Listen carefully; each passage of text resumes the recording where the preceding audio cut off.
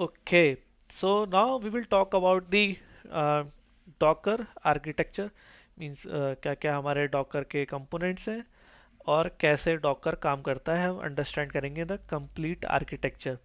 Okay, so here we have some different components. So what are the different parts in a Docker based system? So पहला है हमारा Docker client. Okay, so in the Docker client we have the Docker CLI and we can also talk to the Docker with the API calls, right? So फिर है हमारे पास Docker host जो जिसमें हमारे components हैं REST API, Docker daemon, containers, image cache and the registry. Okay, so हम बात करेंगे इन सब components के बारे में one by one और समझेंगे कि कैसे Docker CLI कमांड सेंड करता है और ये कैसे सब चीज़ें एक साथ काम करती हैं।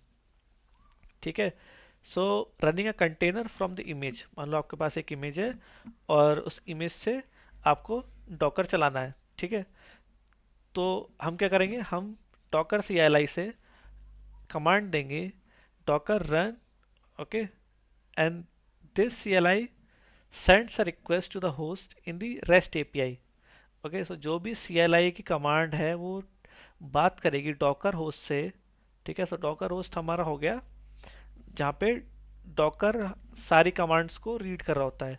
ठीक है, तो ये हमारे इंस्ट्रक्शंस है। मान लो मैंने डॉकर रन कमांड चलाई तो ये जाएगा हमारा रेस्ट API में कन्वर्ट होके डॉकर होस्ट के पास। ठीक है, फिर ये रेस्ट API जाएगी डॉकर डीमन के पास एंड ये डॉकर डीमन क्या करेगा, docker host check if the image is present in the local cache. So पहले वो चेक करेगा, मान लो जिस मशीन पे आपने डॉकर को इंस्टॉल किया, ठीक है, और फर्स्ट वो चेक करेगा आपने डॉकर रन किया, ठीक है, तो वो चेक करेगा कि इमेज जो डॉकर इमेज है वो आपकी मशीन पे अवेलेबल है या नहीं है। ठीक है, अगर नहीं है तब क्या होगा, so if not it download from the registry.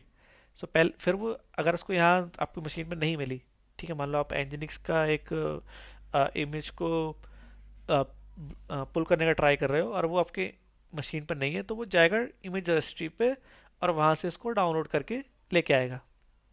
ठीक है, फिर क्या होगा, जो डॉकर डीमन होगा उसको इमेज मिल जाएगी और डॉकर डीमन फिर हमारा एक कंटेनर रन कर देगा। ठीक है, so that's how this whole architecture works, right. अब हम बात करते हैं building and pushing an image. मान लो आप खुद की एक इमेज बनाना चाह रहे हो और आपको पुश करना है। सो इमेज रजिस्ट्री क्या होती है, ऐसे मान लो हमारे पास गिटहब है, सो गिटहब पे हम अपना कोड स्टोर करते हैं, so that is also a code registry. So ऐसे ही हमारे पास इमेज को स्टोर करने के लिए इमेज रजिस्ट्री होती है, so that is called the docker hub. So docker hub is the image registry that is official from the docker. Okay, so आप रन करेंगे docker build in the CLI and this CLI will send the REST API. This is CLI command will convert into the REST API. फिर जो REST API के बाद होगा, this also include the respective Docker file and context. Okay, so जब भी हम build करते हैं तो हमें Docker की एक डॉकर फाइल बनानी पड़ती है, वो हम आगे देखेंगे। ठीक है, फिर वो डॉकर डीमन के पास जाएगा, docker host build the image according to the docker file. जो भी हमने डॉकर फाइल लिखी हुई होगी, इसमें जो जो इंस्ट्रक्शंस होंगे वो अकॉर्डिंग टू दैट बिल्ड करेगा। so, सबसे पहले क्या होगा, वो जाके चेक करेगा docker host tags the image and store it locally. Okay, जैसे ही हम उसको डॉकर बिल्ड का कमांड देंगे तो वो उसको बिल्ड करना स्टार्ट करेगा, उसको टैग करेगा और उसको लोकली स्टोर कर लेगा। ठीक है, and then we will use the docker push command. So docker push command क्या करेगी, इसको रजिस्ट्री में अपलोड कर देगी, मीन्स जो भी हमारी इमेज होगी उसको डॉकर रजिस्ट्री में डाल देगी।